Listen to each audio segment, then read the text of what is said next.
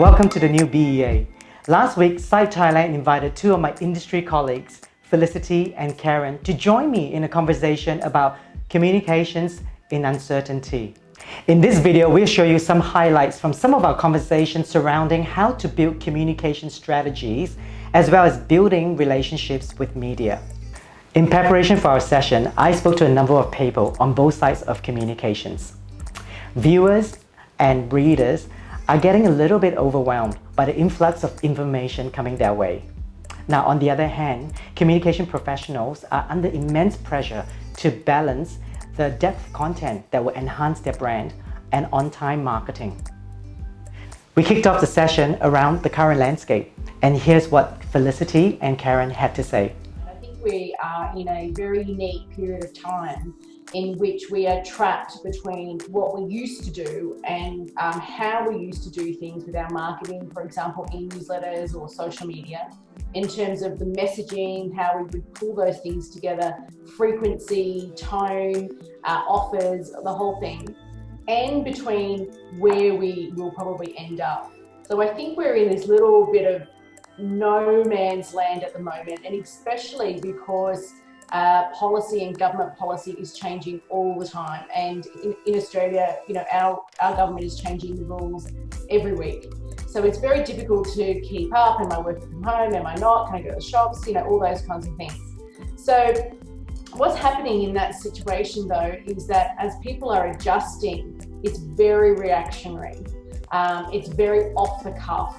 And a lot of the marketing that we're seeing coming through is not going through the normal channels. It's quick, it's a bit scrappy, and it's very fast. And one of the things that we're seeing is a bit of a risk with that is because we are still insular into our own organisations, sometimes we're not really listening. And so we get this sense of being a little bit tone deaf. Are the messages that we're sending out relevant for the audience today? Are they sensitive? And so I think it really means that there's a lack of strategy hanging over the marketing at the moment, and it's very reactionary and very fast. So for me, it feels like it's obvious we're working in a vacuum of strategy because basically no one really knows what's going on at the moment. In the beginning, we were getting a lot of negative stories on how businesses were suffering, how people were being stuck in difficulty, and eventually that got a bit too depressing for people. I've seen on LinkedIn people choosing to unfollow certain accounts because there was just too much negative content that's coming up of that particular account. But even in the newsroom here, we are also seeing a change in how we approach news. In the past we could give like 2 or 3 days for a story to develop, or even a whole month to build a destination feature, for example, but that's clearly not happening because things are changing too quickly. So a lot of the content that we're pushing out now are mostly analysis, and it has to be produced within a day or two because things could change and your entire content would be irrelevant by the time it happens. On the day of our webinar, we surveyed the participants.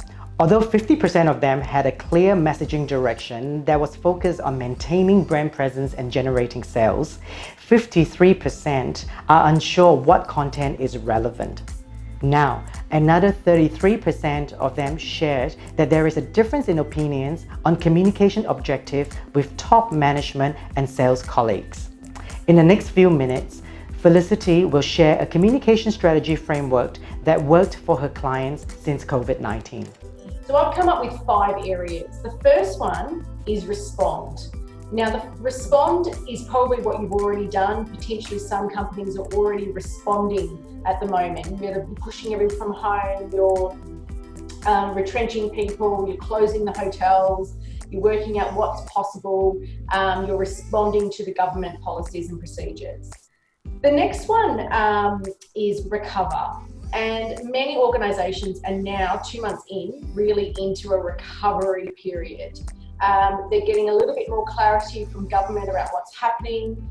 Maybe like in Singapore, you've had a second wave of illnesses, and so you've kind of had to be pulled back again. Recovery looks different in every area. Recovery for a company means how can we just get some stable ground? What does our database look like? Can we segment it a little bit more so we understand those people who are dramatically impacted and those who aren't? Recovery is looking at what are we doing with the website? Have we updated our messages? Do people know about what's going on? So they're really where we've been. And I think the next phases are really important. Depending on when you come out of recovery, and keep in mind that there's no hard and fast in and out of these phases, they will blur. The next one is really about reimagine.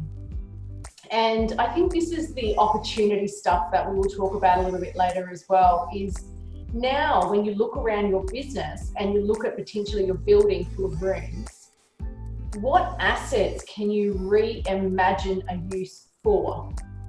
So for example, I know in Sydney there's a hotel where you can now hire a room out for the day so you can work there and don't have to work at home with all the children. How can you use your spaces differently within the government regulations? Now that's not just for now to get us through, but also going forward. If we have a slowdown of the tourism market, then what are you going to do to fill those rooms and how can you market them? The next one is then relationships. So once we reimagine the business and what it could be, and potentially that's rebuilding budgets and marketing around that and messaging, the next one is who is our relationships with? Do we have the relationships with markets, with media, with industry, with each other to deliver on this reimagined business? And I think that that's a really key part that we don't want to jump over. And then the fifth one is rebuilding. And so that is when we are putting into place the plans of the reimagination. Now, that's a very generic kind of business model style, but if you get to look at your business in these different phases, number one, you will reduce the overwhelm. Number two, you will bring your team with you because you will be using different people at different times. And thirdly, and most importantly for this discussion, it will frame the communications that you need to deliver at each of those times. The communication I designed for a rebuild is completely different to the communications of a recover. And yet, unless I have my organisation's agreement on what phase we're in, you'll never get agreement between sales and management about what the communication should be. So I think that those five are really important. During the session, Nicole from Australia asked if it is important to tailor communications according to source market. It was a unanimous yes. Felicity explains why. Yes, it is important to tailor your comms to each market. For example, if you're doing newsletters or EDMs, it doesn't have to be a complete shift.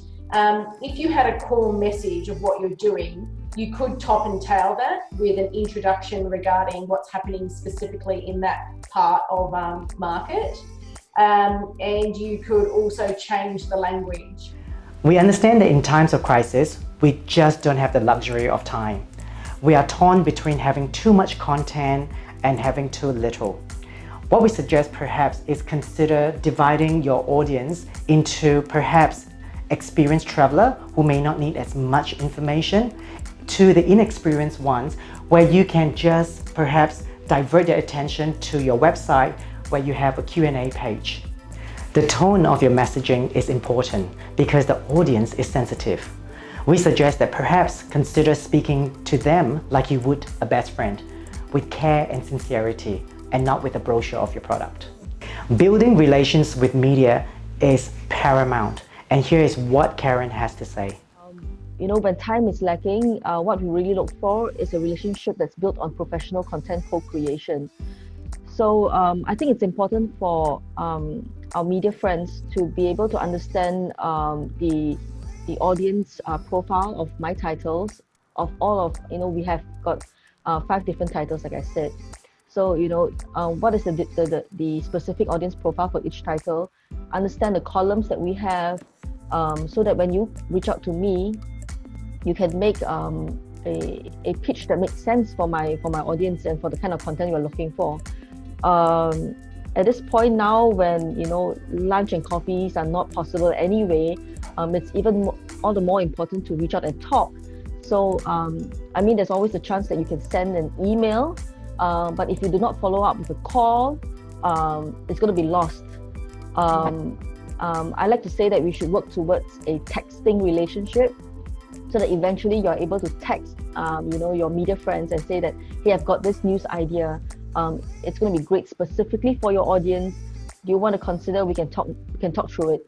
So such follow-ups are very important. Not just, this is my release, let me know when you're going to publish it and send me the link, because that's not going to work for us. Patience and understanding are needed when building relationships. Sometimes a phone call could save 20 emails. So try to understand each other's style, because all relationships are two-way streets. So here's a short snippet of the advice I gave to our audience. And I think it's very important for our colleagues out there.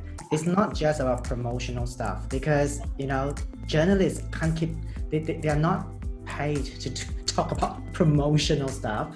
They are paid to tell stories. Yep. There is nothing leading to that promotion, why you're doing that promotion, because it makes no sense. And we have to respect the journalist integrity and their code of ethics. They are like doctors. If doctors have to heal someone bad, they have to go and heal them. So journalists are trained and paid to maintain their integrity, and we have to respect that. And I think that's where the being humble part, and don't take offense, and always imagine that we have the best intention, is the best way to build relationship. Because it's not that you're worse and then we don't want to cover you. It's not about that. It's just that we just didn't understand what you actually want. We didn't understand your intention.